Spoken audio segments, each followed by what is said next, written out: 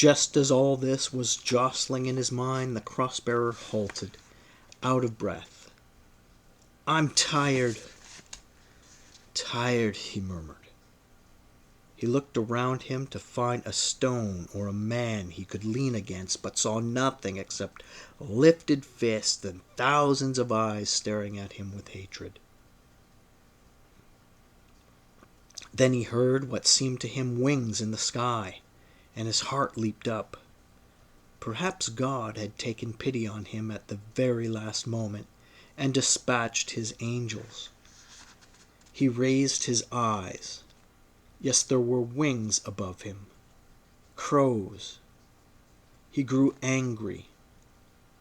Obstinacy took possession of him, and he resolutely lifted his foot in order to continue walking and mount the hill.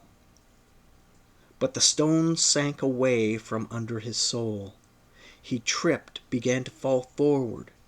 Peter rushed out in time to hold him up. Taking the cross from him, he lifted it to his own shoulder. "Let me help you," he said. "You're tired." The son of Mary turned and gazed at the fisherman, but did not recognize him. This entire journey seemed to him a dream. His shoulders had suddenly been unburdened, and now he was flying in the air, just as one flies in one's dreams. It couldn't have been a cross, he thought. It must have been a pair of wings. Sponging the sweat and blood from his face, he followed behind Peter with sure steps. The air was afire, which licked the stones. The sheepdogs, which the gypsies had brought to lap up the blood, stretched their well-fed bodies out at the foot of the rock, by the edge of the pit their masters had dug. They were panting, and sweat poured from their dangling tongues. You could hear the drumming of the people's heads in the blast furnace, the bubbling of their brains. In such heat, all frontiers shifted. Good sense and foolishness, cross and wings, God and man, all were transposed. Several tender-hearted women revived Mary. She opened her eyes and saw her barefooted, emaciated son.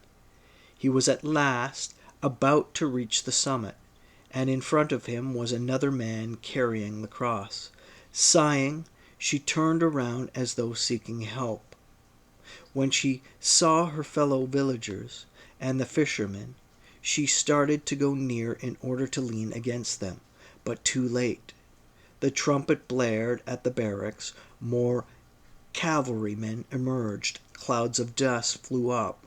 The people crowded together again, and before Mary had time to step up onto the rock in order to see the cavalrymen, were on top of them with their bronze helmets, their red cloaks, and the proud, well-nourished horses which trampled the Jewry underfoot. The rebel zealot came forward, his arms tied in back of him, at his elbows, his clothes torn and bloody, his long hair pasted to his shoulders by blood and sweat, his gray, thorny beard immense, his motionless eyes staring directly in front of him. The people were terrified at the sight. Was this a man, or hidden deep within his rags was there an angel or a devil whose compressed lips guarded a terrible and unconfessable secret? The old rabbi and the people had agreed that in order to give the zealot courage, as soon as he appeared, they would join all together in singing at the top of their voices the psalm of war. "Let my enemies be scattered." But now the words stuck in their throats. Everyone felt that this man had no need of courage.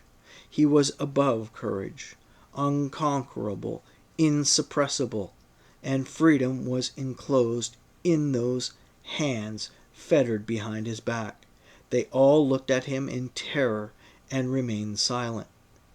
Riding in front of the rebel and pulling him along with a cord attached to the rear of his saddle was the centurion, his skin baked hard by the oriental sun. He had long ago began to detest the Jews. For 10 years he had put up crosses and crucified them. For 10 years he had stuffed their mouths with stones and dirt to silence them, but in vain.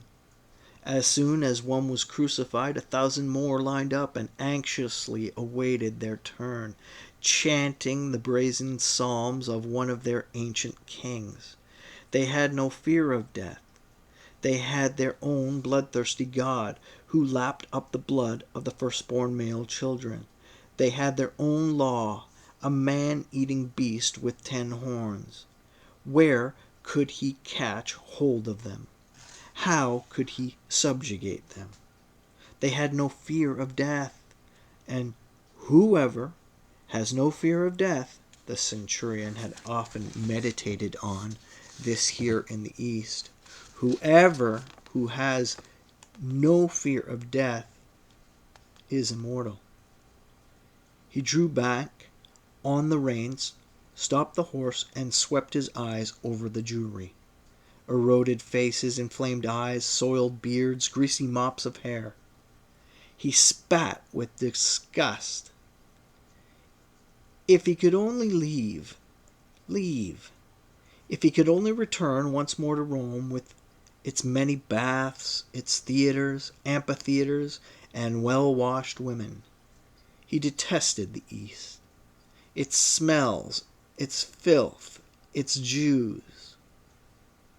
The gypsies were shaking their sweat onto the stones. They had set the cross into its hole at the top of the hill. The Son of Mary sat on a rock and looked at them, looked at the cross, the people at the centurion, who dismounted in front of the crowd, looked and looked, but saw nothing except an ocean of skulls beneath a fiery sky. Peter approached and leaned over to speak to him. He spoke, but a stormy white-capped sea was beating against the youth's ears, and he did not hear. At a nod from the centurion, the zealot was released. He drew tranquilly to one side in order to recover from his numbness, and then began to undress. Magdalene slid between the legs of the horses and started to approach him, her arms spread wide, but he repulsed her with a wave of his hand. An old woman with a stiff, aristocratic air pushed her way through the crowd without a word and took him in her arms. He lowered his head, kissed both her hands for a long time, clasped her tightly to his breast, and then turned away his face.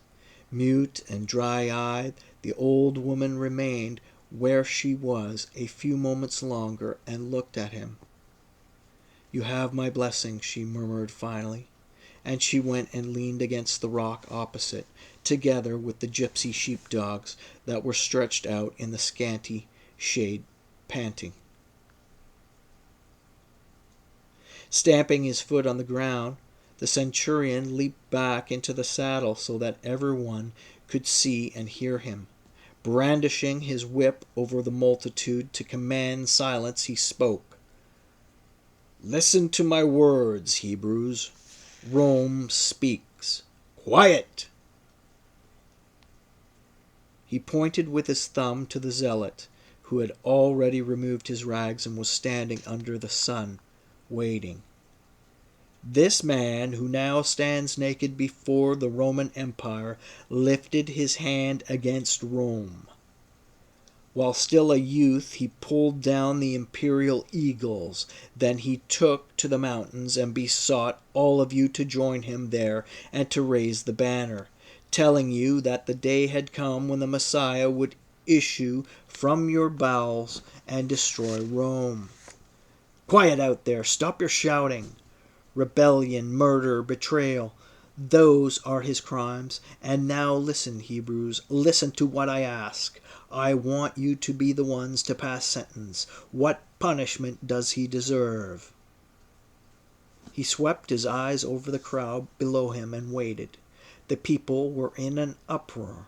They bellowed, pushed one another, left the area assigned to them, and rushed up to the centurion, right to the feet of his horse, but then immediately recoiled in terror and flowed back in the opposite direction like a wave. The centurion grew furious. Spurring his horse, he advanced towards the multitude. "I ask you," he roared, "what punishment for the rebel, the murderer, the traitor? What punishment?" The Redbeard bolted forward in a frenzy, no longer able to control his heart. He wanted to shout, "Long live freedom," and had already parted his lips, but his companion Barabbas seized him and placed his hand over his mouth. For a long moment there was no sound except a rumble like that of the sea. No one dared speak, but everyone groaned quietly, sighing and gasping for breath. Suddenly a shrill voice was heard above this unsettled din. Everyone turned both out of joy and fear. The old rabbi had climbed once more onto the Redbeard's shoulders. Lifting both his skeleton-like hands, as though he wished to pray or bring down a curse, he boldly cried, "What punishment? The royal crown!" Feeling sorry for him, the people bellowed in an effort to drown out his voice. The centurion did not hear. "What did you say, Rabbi?" he called, cupping his hand over his ear and spurring his horse. "The royal crown!" the rabbi repeated with all his might. His face gleamed, his whole body was on fire. He shook, jumped, danced upon the blacksmith's shoulders. It seemed he wanted to take to the air and fly. "The royal crown!" he shouted again, delighted that he had become the mouth of his people and of his God, and he stretched forth his arms to either side as though he were being crucified in the air. The centurion went wild, jumping off his horse and unhooking the whip from its place on the saddle horn. He advanced towards the crowd with heavy steps. Shifting the stones, he advanced silently, like some heavy beast, a buffalo or a wild boar. The crowd stood motionless, holding its breath. Once more nothing could be heard except the grasshoppers in the olive grove and the impatient crows. He took 2 steps, then one more, and stopped. The stench from the open mouths and sweaty unwashed bodies that had hit him. The Jewry. He advanced farther and arrived in front of the rabbi. The old man was looking down on him from his place atop the blacksmith's shoulders. A smile of beatitude spread over his entire face. All his life he had longed for this moment, and now it had come, the moment when he too would be killed just like the prophets. The centurion half closed his eyes and glanced at him. It was with a great effort that he controlled his arm, which had already risen to smash the old rebellious head with a single blow. But he checked his fury, for it was not in Rome's interest to kill the old man. This accursed, unyielding people would rise to its feet again and start a guerrilla war, and it was not in Rome's interest to have to thrust its hand once more into the wasp nest of the Jews. Governing his strength, therefore, he wrapped the whip around his arm and turned to the rabbi. His voice had grown hoarse. "Rabbi, your face is deemed worthy of reverence only because I revere it, only because I, Rome, want to give it value. Of itself it has none. That is why I'm not going to lift my whip. I heard you pass sentence. Now I shall do the same." He turned to the 2 gypsies who stood on either side of the cross waiting. "Crucify him," he howled. "I pass sentence," the rabbi said in a tranquil voice, "and so did you, centurion.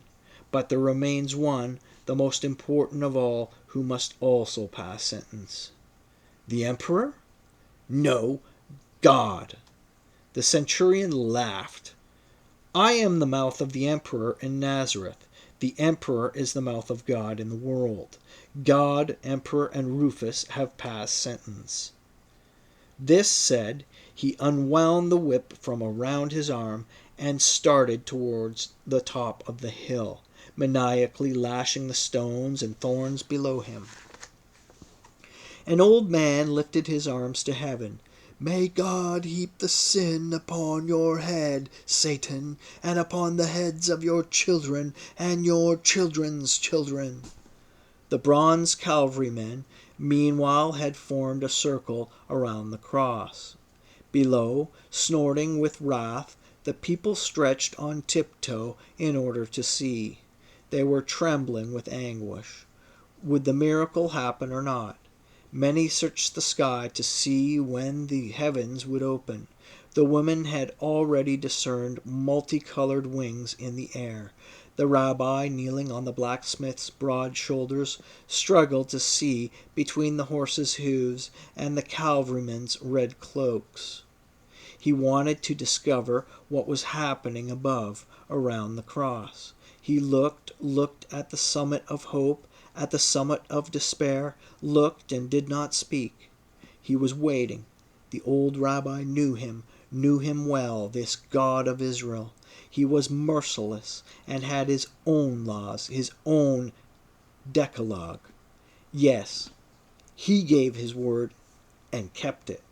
But he was in no hurry. He measured time with his own measure. For generations and generations his word would remain inoperative in the air and not come down to earth. And when it did come down at last, woe and 3 times woe to the man to whom he decided to entrust it. How often from the end of the Holy Scripture to the other had God's elect been killed? But had God ever lifted a finger to save them? Why? Why? Didn't they follow his will? Or was it perhaps his will that all the elect should be killed? The rabbi asked himself these questions, but dared not push his thoughts any further. God is an abyss, he reflected, an abyss. I'd better not go near. The son of Mary still sat off to one side on his stone.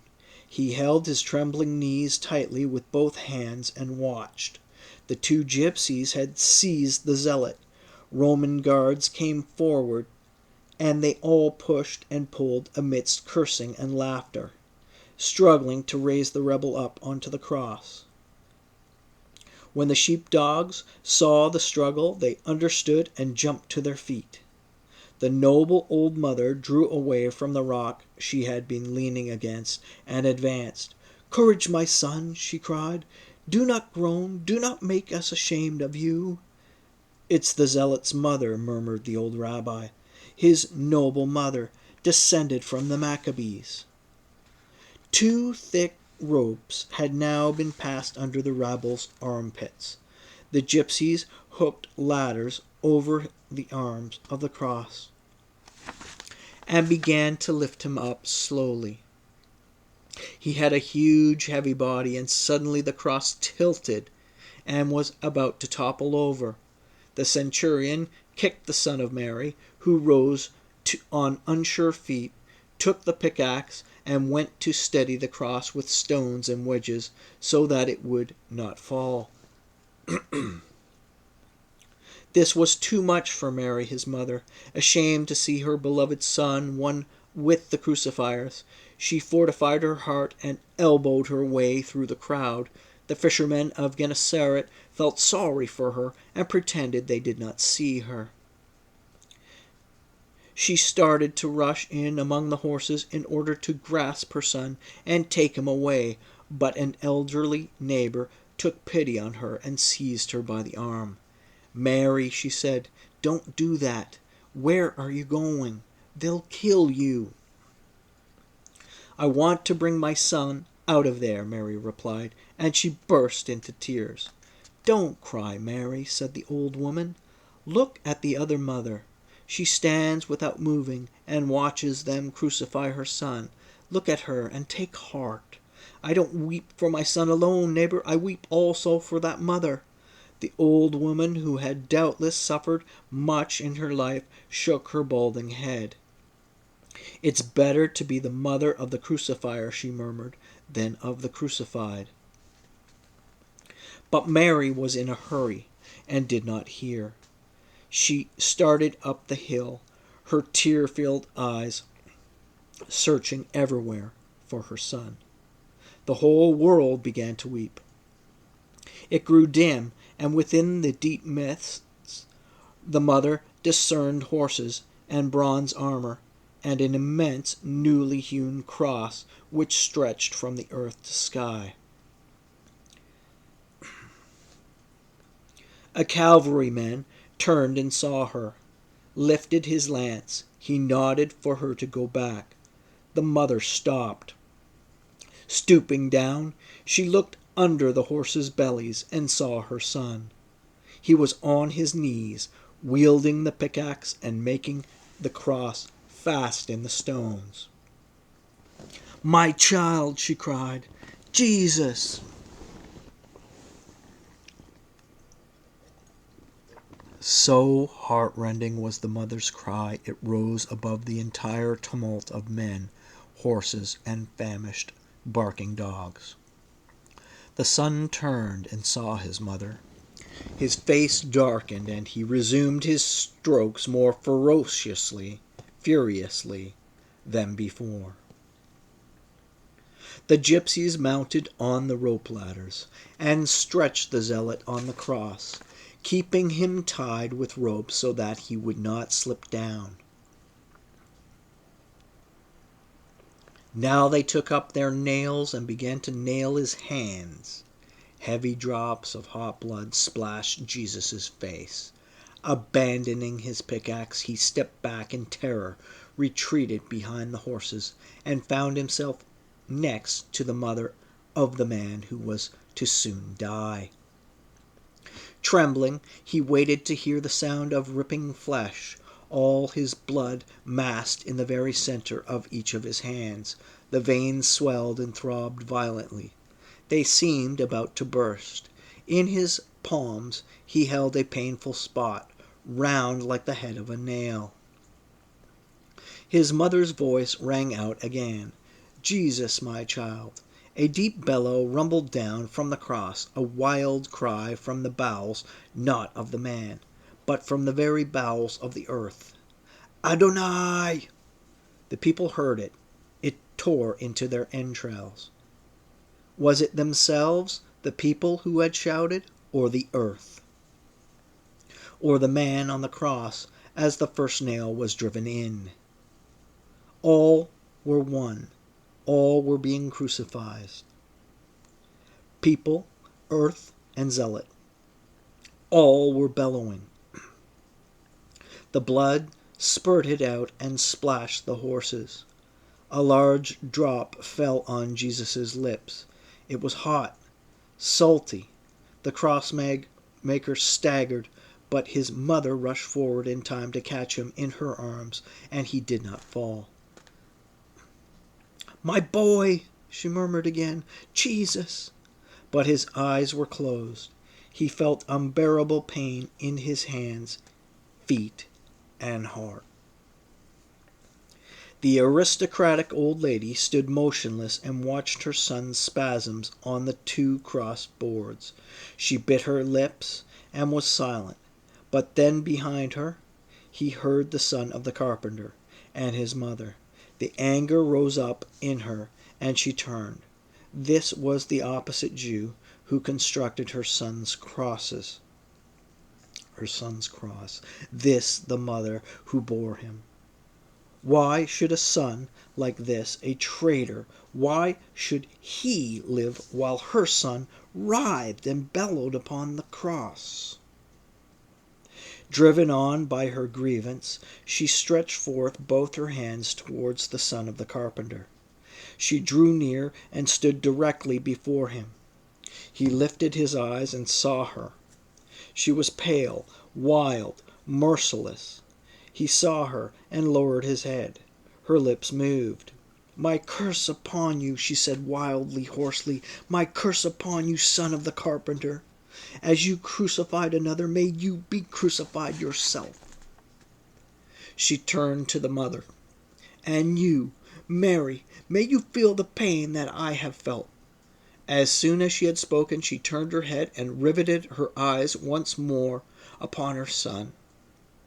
Magdalene was now embracing the foot of the cross and singing the dirge for the zealot, her hands touching her feet, her hair and arms covered with blood. The gypsies took their knives and began to slash the crucified man's clothing in order to portion out the pieces. Throwing lots, they divided his rags.